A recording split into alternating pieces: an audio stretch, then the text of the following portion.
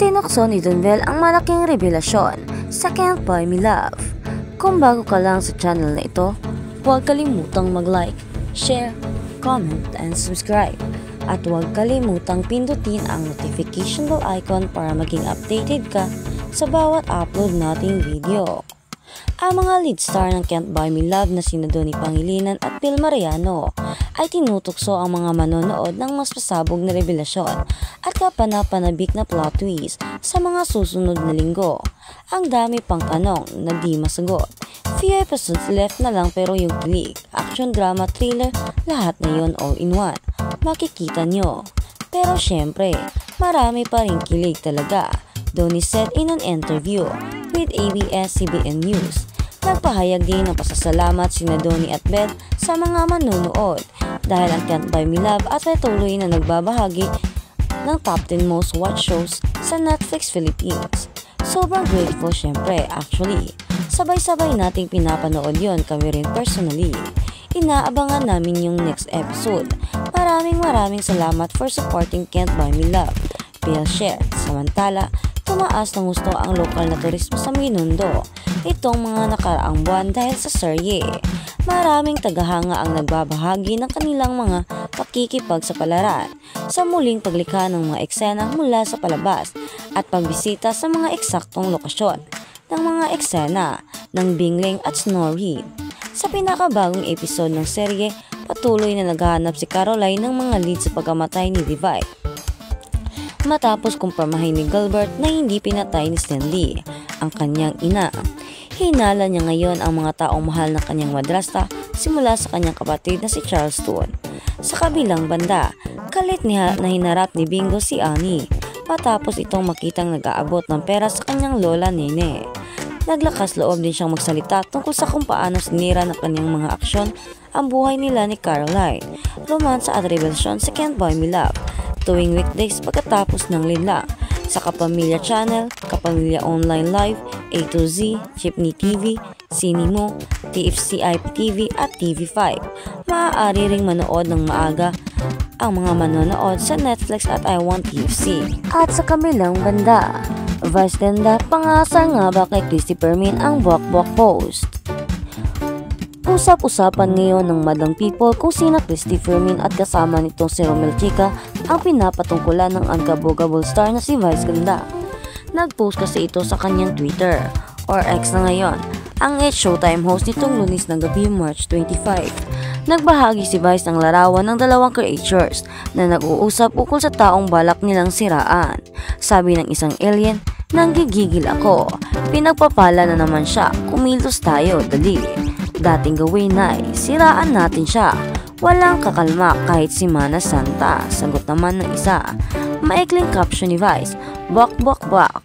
Bagamat walang pinangalanan ay marami sa mga netizens ang tila nakagets kung sino ang pinatutungkulan ng It's Showtime host. Chika ng ilang netizens, mukhang para sa showbiz columnist na si Christy Fermin at kasama nitong si Romel ang naturang post ni Vice. Kulang na kasi sa pansin ang dalawang matatandang aso, kaya nagpapapansin at nagpapaviral pa maging sikat. Ha, bwak, saan ng isang netizens. Comment naman ng isa, yaan mo na sila Vice, mas marami kaming nagmamahal sa iyo.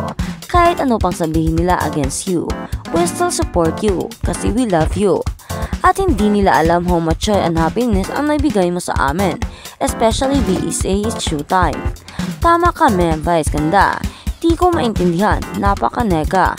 Ang dalawa naman parang uto-uto, yes lang at yes. At di ko mag-gets, ba't galit siya sa'yo? Di mo siguro yan nabigyan. O baka threaten kasi sa GMA na kayo. Paano na lang mga favorites niya? Say naman ng isa. Kamakailan ay isa si Vice ganda sa mga celebrities na napag-uusapan ni Christy Fermin at Romel Chica sa kanilang March 22 episode ng Christy Fermin. Ito ang nakaugnay sa paglipat ng It's Showtime sa GMA Network.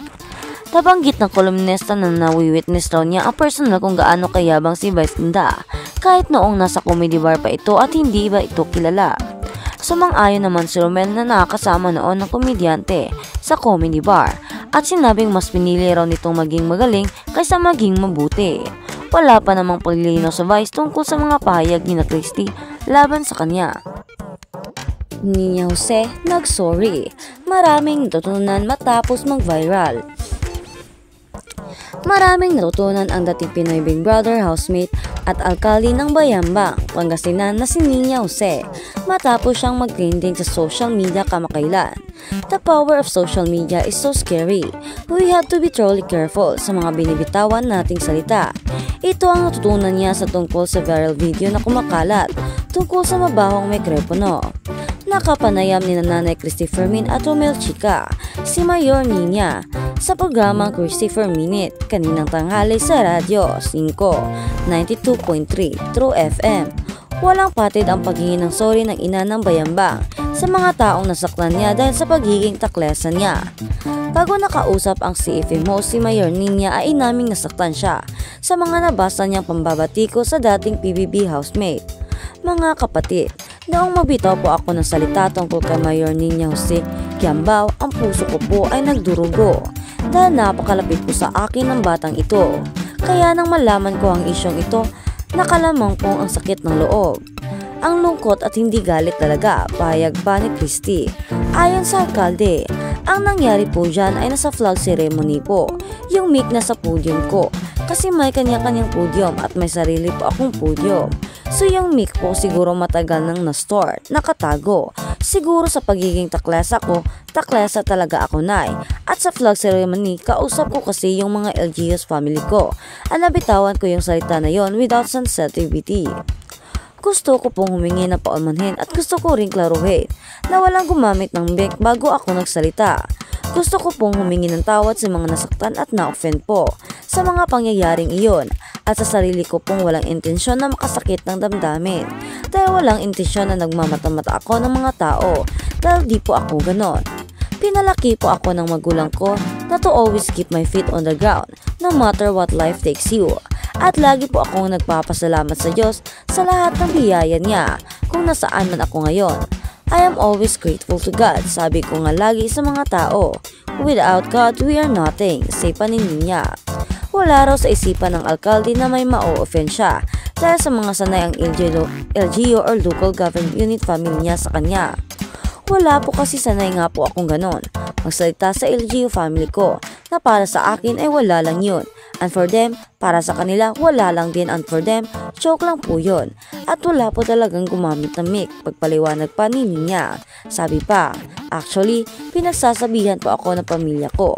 Kasi madalas akong taklasa. Honest na minsan wala pa sa lugar. Very straightforward po ako. At ang pangalan po ka na tinawag niya para palitan ang mic ay hindi personal assistant o staff, kundi kaibigan niya ito at presidente ng Bayambang Polytechnic College.